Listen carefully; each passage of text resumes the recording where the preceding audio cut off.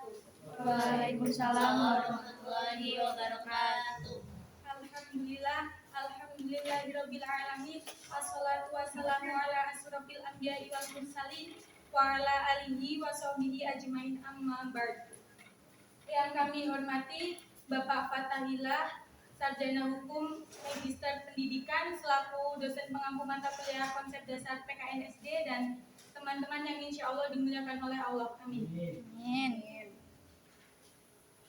Sebelum presentasi dimulai, izinkan saya memperkenalkan diri dan memperkenalkan anggota kelompok 6. Izin memperkenalkan diri, nama saya Ananda Amalia Afra, NPM 152 sebagai moderator, dan rekan saya yang pertama Firana Tarifanti dengan NPM 021, Firdan Nur Asfia dengan NPM 105, Natasha Dian Salsabila dengan NPM 099, Ridho Cahyadi Putra dengan NPM 135, Zakia Fauzia dengan NPM 092, dan Zelia Dini Meisya dengan NPM 096.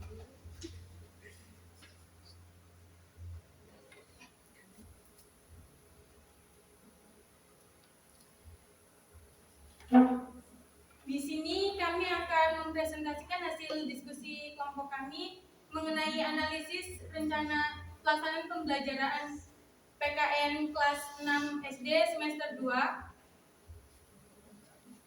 dengan tema Bumiku, subtema 2 Bumiku dan lingkungannya dan musimnya. Judul materi tanggung jawab dan hak kita terhadap lingkungan.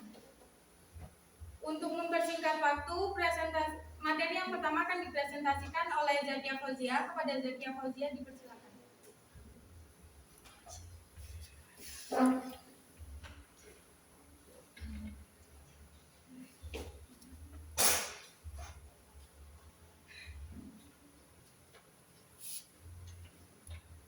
Baik, terima kasih kepada moderator. Di materi pertama kita akan membahas hasil analisis dan pembahasan. Hasil analisis dan pembahasan yaitu RPP yang dikembangkan secara rinci. RPP dikembangkan secara rinci dari suatu pokok materi atau tema tertentu. Dan tujuannya adalah untuk mengarahkan kegiatan pembelajaran siswa agar mencapai kompetensi dasar. Nah, dalam hasil analisis dan pembahasan ini mencakup yang pertama yaitu kompetensi inti, yang kedua kompetensi dasar, yang ketiga indikator, dan yang keempat adalah tujuan pembelajaran. Baik, materi selanjutnya akan dibacakan oleh saudari Firda.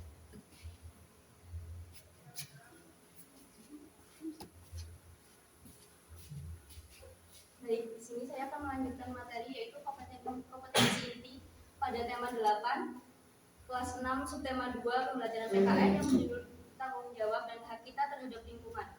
Kompetensi inti adalah kompetensi utama yang diuraikan ke dalam beberapa aspek, yaitu aspek sikap, pengetahuan, dan keterampilan yang wajib dipelajari oleh peserta didik dalam semua jenjang dan mata pelajaran. Langsung saja ke kompetensi inti yang pertama, yaitu menerima, menjalankan, dan menghargai ajaran agama yang dianutnya. Kompetensi inti yang kedua, memiliki perilaku jujur, disiplin, tanggung jawab, santun, peduli, percaya diri dalam berinteraksi dengan keluarga, teman, guru, dan tetangganya. Kompetensi inti yang ketiga, memahami pengetahuan faktual dengan cara mengamati, baik itu dengan cara mendengar, melihat, membaca, menanya.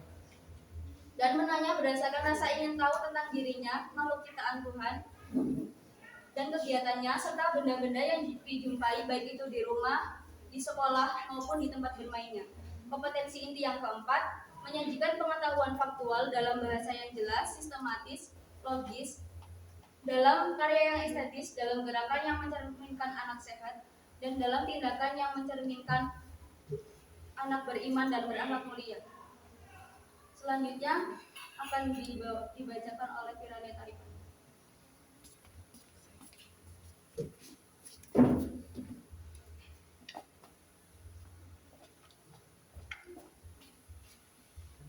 Baik, materi selanjutnya yaitu kompetensi dasar dan indikator. Dalam kompetensi dasar dan indikator dalam tema 8 kelas 6 subtema 2 PKN yang berjudul tanggung jawab dan hak kita terhadap lingkungan. Nah, kompetensi dasar itu sendiri yaitu sejumlah kemampuan yang harus dimiliki oleh setiap peserta didik dalam suatu mata pelajaran tertentu. Nah, dalam kompetensi dasar dalam tema 8 kelas 6 subtema 2 PKN ini ada 4 kompetensi dasar yang harus dimiliki oleh peserta didik. Nah, sebelum kita sebagai pendidik, sebelum kita menuju pada tujuan pembelajaran, kita sebagai peserta didik diharapkan untuk memahami dan mengetahui kompetensi dasar yang harus dimiliki setiap peserta didik, sehingga kita sebagai guru dapat menyampaikan materi secara lebih jelas dan mudah dipahami peserta didik, sehingga peserta didik mudah memahami dan mampu mencapai kompetensi dasar yang telah ditentukan dalam suatu mata pelajaran. Nah, dalam kompetensi dasar kelas tema 8 kelas 6 subtema 2 dengan judul tanggung jawab dan hak kita terhadap lingkungan itu ada 4. Yang pertama, menghargai makna kewajiban, hak dan tanggung jawab sebagai warga dalam menjalankan agama. Kemudian yang kedua, melaksanakan kewajiban, hak dan tanggung jawab sebagai warga negara sebagai wujud cinta tanah air, dan kemudian menganalisis pelaksanaan kewajiban, hak dan tanggung jawab sebagai warga negara beserta dampaknya dalam kehidupan sehari-hari. Dan yang terakhir, menyajikan hasil analisis pelaksanaan kewajiban, hak dan tanggung jawab sebagai warga masyarakat beserta dampaknya dalam kehidupan sehari-hari. Kemudian indikator. Indikator ini maksudnya adalah penanda pencapaian kompetensi dasar secara spesifik yang dapat dijadikan ukuran untuk mengetahui ketercapainya tujuan pembelajaran. Jadi indikator ini merujuk kepada tujuan pembelajaran. Jadi sebelum kita menuju kepada tujuan pembelajaran itu, kita sebagai pendidik harus mengetahui indikator yang akan kita tuju. Yang pertama itu memahami kewajiban warga negara terhadap kelestarian lingkungan. Kemudian yang kedua, melaksanakan kewajiban warga negara terhadap kelestarian lingkungan.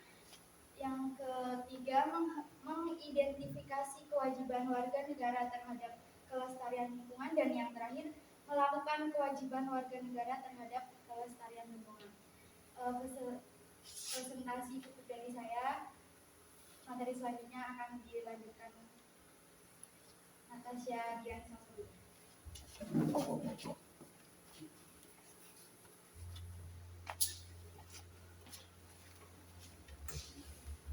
Baik, saya akan melanjutkan materi yaitu tentang tujuan pembelajaran.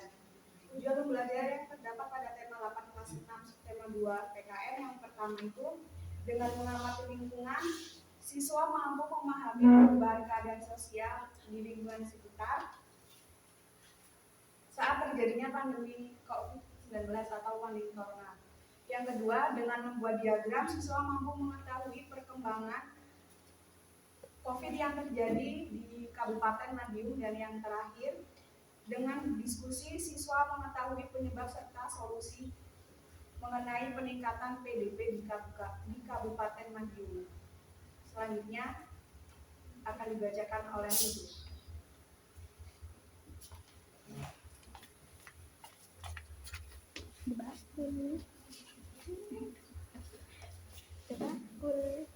Baik, metode pembelajaran yang kita gunakan yaitu ada 3. Yang pertama ada ceramah, tanggung jawab, dan penugasan. Dan yang terakhir diskusi. Yang pertama itu ceramah. Mengapa kita menggunakan metode ceramah? Karena di dalam pembelajaran sekolah dasar itu penting sekali menggunakan metode ceramah. Karena apa? Karena guru itu diharuskan lebih aktif daripada peserta didiknya. Dan di dalam pembelajaran kelas 6 SD itu kan biasanya anak-anak atau peserta didik itu belum bisa belajar sendiri, jadi dibutuhkan metode ceramah. Lalu selanjutnya yaitu metode tanya jawab dan penugasan. Yang kedua yaitu tanya jawab. Mengapa menggunakan metode tanya jawab? Karena menurut saya metode tanya jawab itu pasangan dengan metode ceramah. Karena setelah guru melakukan ceramah, yaitu selanjutnya melakukan tanya jawab, agar tujuannya untuk apa? Untuk mengevaluasi pembelajaran yang sudah dijelaskan, dan tanya jawab dan penugasan. Nah, di dalam mengapa menggunakan penugasan juga, karena saat melakukan evaluasi pembelajaran dengan cara tanya jawab, saat peserta didik belum bisa memahami materi dan yang diajarkan, akan dilakukan penugasan agar apa? Agar peserta didik lebih paham lagi tentang materi yang dijelaskan. Lalu yang terakhir, diskusi. Mengapa menggunakan diskusi? Karena kelas 6 SD, terutama semester 2 dari RPP yang kita cari, yang kita pakai, itu sudah harus mempelajari atau belajar tentang materi diskusi. Agar apa? Agar mereka bisa belajar tentang bekerja sama, memecahkan kesimpulan, mencari permasalahan, dan masih banyak lagi. Lalu selanjutnya, model pembelajaran. Untuk model pembelajaran kita menggunakan pendekatan saintifik. Mengapa menggunakan pendekatan saintifik? Karena menurut saya pendekatan saintifik itu wajib digunakan, bahkan tidak hanya di pembelajaran SD, di pembelajaran sekolah menengah pun sudah menggunakan atau sudah wajib menggunakan pendekatan saintifik. Menggunakan saintifik atau kurikulum 2013 wajib menggunakan pendekatan saintifik. Mengapa wajib? Mengapa wajib menggunakan pendekatan saintifik? Karena yang pertama, dapat meningkatkan kemampuan berpikir siswa. Yang kedua, bisa membuat siswa berpikir secara sistematis. Dan yang terakhir, bisa membuat siswa itu tahu atau pentingnya belajar itu sebuah kebutuhan. Baik, selanjutnya karakter siswa yang diharapkan. Karakter siswa yang diharapkan kita itu yang pertama ada religius, nasionalis, mandiri, gotong royong, dan integritas. Karakter siswa yang diharapkan yang pertama religius. Mengapa menggunakan religius? Karena agar yang pertama itu bisa memperbaiki agar peserta didik bisa memiliki akhlak yang baik, sopan santun yang baik, dan agar anak-anak itu mudah diatur. Saya kasih contoh pada saat mau ulangan gitu, kan biasanya guru-guru kasih misi agar tidak mencontek. Nah, karena anak-anak berpikir religius, jadi biasanya guru ngomong ke peserta didik kalau nyontek itu dosa. Nah, dengan cara seperti itu nanti peserta didik akan melakukan ujian dengan cara jujur atau dengan cara tidak mencontek. Lalu yang kedua, nasionalis. Mengapa karakter siswa yang diharapkan kita yaitu menggunakan atau nasionalis? Karena menurut saya bersifat nasionalis itu nggak cuma untuk peserta didik, untuk seluruh warga Indonesia, untuk seluruh bangsa Indonesia ini harus menggunakan karakter nasionalis. Untuk yang ketiga yaitu mandiri. Yang keempat, gotong royong. Gotong royong itu sesuai dengan model yang kita pakai, yaitu diskusi, bekerja sama, dan yang terakhir integritas untuk kesatuan yang utuh. Mungkin itu saja materi yang bisa saya sampaikan. Selanjutnya akan dibacakan oleh Zakia. Terima kasih.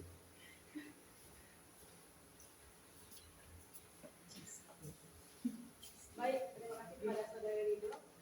Di akhir materi kita mendapatkan kesimpulan bahwa dari analisis kelompok kami diketahui bahwa tujuan pembelajaran yang harus dicapai oleh siswa pada rencana pelaksanaan pembelajaran atau RPP tema buku sekolah dasar kelas 6 semester 2 ini yaitu efektif, efisien, menarik, dan inovatif. Baik, terima kasih. Saya kembalikan kepada moderator.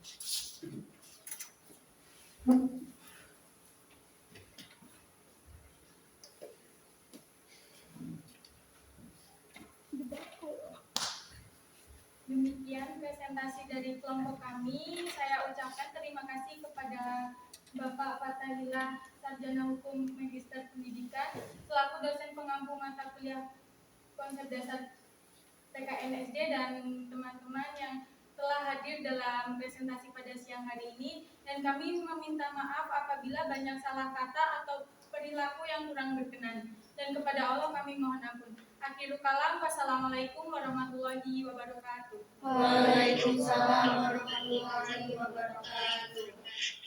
Ya, terima kasih ya.